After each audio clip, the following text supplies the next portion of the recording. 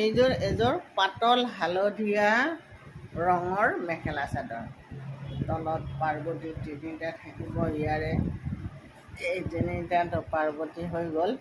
Blouse পিচত এই তিনিটা থাকিব। এইটো ব্লাউজ পিচ পাতল হালধীয়া, এইটো কালাৰ, একজেক্টলি এইটো কালাৰে, পিংক কালাৰৰ ফুল।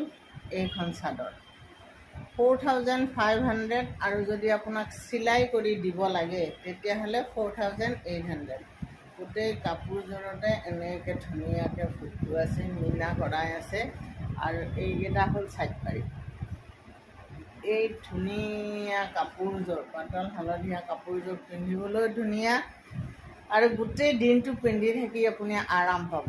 গতিকে বিশ্বকৰ্মা বা পূজাৰ কাৰণে আপোনাক যদি এযোৰ গোটেই দিনটো পিন্ধাৰ কাৰণে কাপোৰ লাগে, তেতিয়াহ'লে এই কাপোৰযোৰ আটাইতকৈ বেষ্ট।